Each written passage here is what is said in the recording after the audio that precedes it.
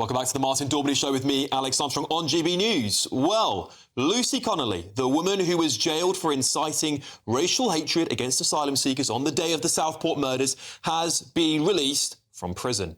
And we're now joined by Deputy Leader of Reform UK, Richard Tice, who visited Lucy Connolly in prison.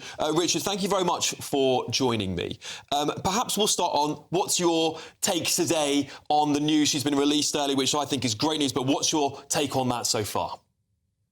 Well, it is good news that finally Lucy is a free woman again. She should never have been incarcerated in the first place. She's the victim of a major miscarriage of justice, and I think it's also pretty shocking when we discover in the last few days that one Keir Starmer, when he was Director of Public Prosecutions back in 2013, issued guidance which said that people who put offensive tweets online, if they were removed and that they showed deleted and they showed remorse, they should not be prosecuted or jailed.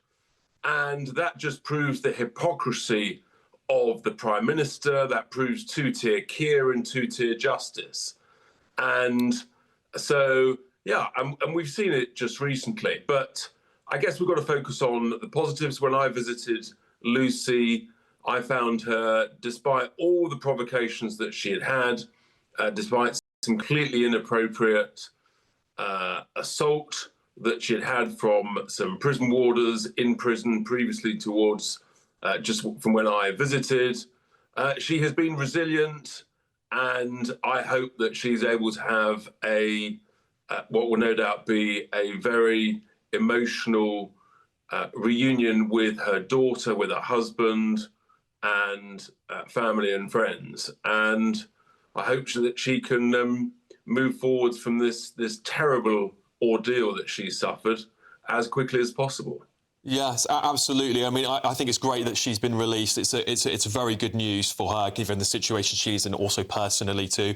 I want to talk about following your meeting with Lucy. You called for a thing called Lucy's Law, which would be some sort of petition or a backstop to at least allow the public to petition for the sort of at least the rejection of these very severe penalties, particularly on things like free speech. Do you think you'll be pursuing those sorts of policies? Will Reform UK be pursuing a more free speech agenda? We will definitely be pursuing an agenda based around free speech, freedom of expression. We know that the United States government is also actually looking very closely at the UK and what's happened to this critical issue of free speech in the UK. And the whole point of Lucy's Law that I introduced with a draft bill was, if someone has what's perceived to be too lenient a sentence, then a person can ask the Attorney General to re-look at it.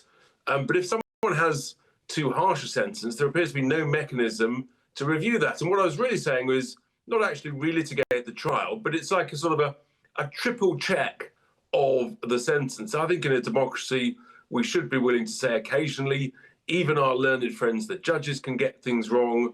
And if many hundreds of people sign a physical petition, then it's not unreasonable to essentially ask for a re-look at the sentence. That's what it's about. And yeah, I think these things are about triggering debate and checking that we've got the right balance right. And at the moment, I fear that we've got it very wrong when we've got a Prime Minister who essentially ordered the judiciary last August. He gave them an order, basically, to punish everybody very severely, and they sort of took him at his word. I think the whole legal establishment took the Prime Minister at their word, and that had very grave consequences for the separation of powers between what we call the executive, which is the government, the judiciary, i.e. the judges, and the legislature. So, yeah, significant implications from what the Prime Minister did last year. And again, why were all these people, why was Lucy advised to plead guilty? We just recently had the incident of the Labour councillor, Ricky Jones. He was found not guilty by a jury, him having pled not guilty. And it does make you sort of ask serious questions about why they were all sort of rushed to plead guilty, and with the promise of that normally means a slightly lighter sentence. And actually it didn't. What it meant was basically an even harsher sentence than they might have expected if they had pled not guilty. Yeah.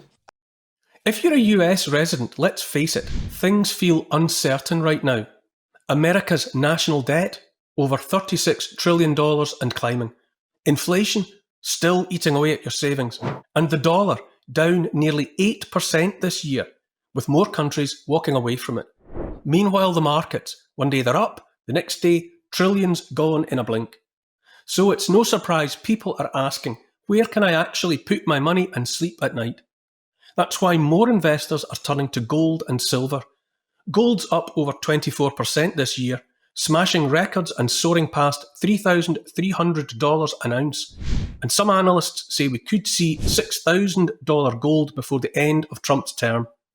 And silver, it's heating up fast, driven by demand in tech, solar and defence. Some analysts say it could double in value this year. If you've been thinking about moving part of your IRA or 401k into gold or silver, tax and penalty free, our friends at Priority Gold make it simple. They're endorsed by Rich Dad's Robert Kiyosaki, ranked #1 by Forbes and Financial Services Review, and trusted by thousands of everyday Americans. Right now, GB News viewers can get a free wealth preservation guide from Priority Gold. It shows you exactly how to add real gold and silver to your IRA or 401k tax and penalty free. Step by step, plain English, no pressure, just smart information you can act on. Just scan the QR code, click the link in the description below, or if you're a US resident, text WEALTH to 24999. That's WEALTH to 24999 and claim your free guide today. The price of gold can go down as well as up. Past performance does not indicate future performance. Only invest what you can afford. And Richard, do you think, is your opinion that the judiciary is broken in that sense? Do you feel like there is a sense that there is activist judges now, perhaps taking cues from the Prime Minister, who did come out very strong after the Southport rise and said he did want to crack down, he wanted to crack down the courts? Is there perhaps too much crossover between politics and the judiciary, and have judges become too politically active? I think we do have very serious concerns about that. There was within this case, and then also just with regard to a slightly unrelated thing, but immigration tribunals, where you've got the judges there making what, frankly, are, many of us believe, activist-style judgments about the suitability of someone to be deported or to be granted the ability to stay in the United Kingdom, despite having clearly been a complete wrong-un. And some of the examples that we see and hear of are just ludicrous, where someone's allowed to stay here because they couldn't get chicken nuggets to the same delicious flavour in their country of origin. I mean, it just beggars belief what's going on. Lots of bonkers stuff. Richard Tice, Deputy Leader of Reform UK there. Thank you so much for joining me, giving your take on that. Obviously, big news today that Lucy Connolly has been released from prison. We're just going to have a right to reply from the prison here. We cannot confirm the prison did anything wrong in the way that it dealt with Lucy Connolly. The prison service has previously declined to comment on an individual case. OK, for more reaction, I'm now joined by broadcaster Fahima Mohammed. Fahima, thank you very much for joining me, Fahima. Lovely to see you. Look, this case has captured the nation, as you know. We've been talking a lot about this versus the Ricky Jones stuff. You just heard Richard Tice, their Deputy Leader of Reform UK. Do you think there is, and he's saying, I mean, I think what he's saying is there is a two-tiered justice, or a sense of two-tiered justice in Britain. And, do you agree that that's the case? Do you see that there's a bit of political activism seeping into our judicial system?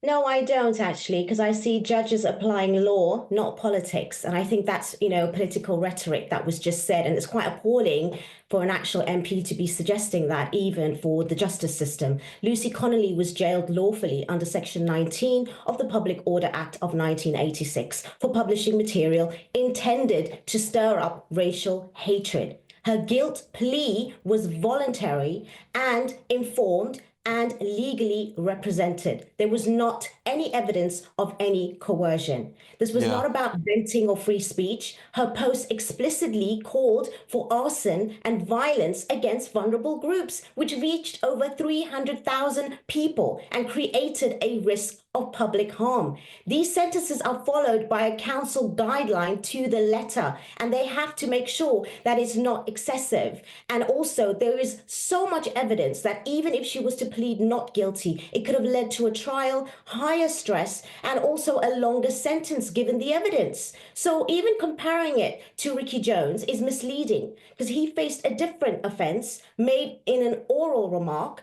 in a specific context and was acquitted by a jury. Connolly offence was written, persistent, and shared widely online. No matter how many times people argue against these cases, they haven't sat in a law firm or studied law or understand how different cases and offences work. Sure. I want to just come back to this point on Sir Keir Starmer, the Prime Minister, because when those riots had happened, the Prime Minister had got onto a podium and he'd made some, my belief, that relatively inflammatory things, like, this is the far right. You're sort of applying too much politics to what could be a very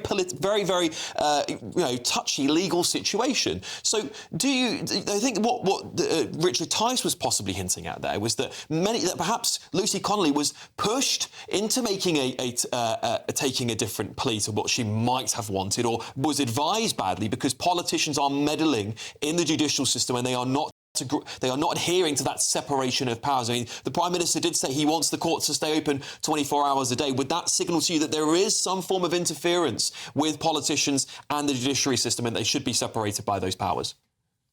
No, that's incorrect. And she did actually apply for appeal, but the appeal was obviously rejected again with the evidence. It was actually something that, when you talk about everyone or the Prime Minister saying that it was far right, do you not forget that there was an actual, burning of an actual asylum seek? And there was actually a lot of violence that was actually on your screens. Are we not trying to, forget all of that? We're only concentrating on one person that actually pleaded guilty. She knew exactly, she was of sound and grounded, advice, and everything was voluntarily, done for her. And at the end of the day, in this sort of system and the justice system in the UK, they are not coerced. They are not given that, because that is very serious if that was even found out to be that way. To suggest that is just propaganda for people that has actually no education and understanding of the UK law. And if that's the case, and you're talking about two-tier justice, then why are Holocaust survivors, that are being arrested, and people speaking from the left side as well that are also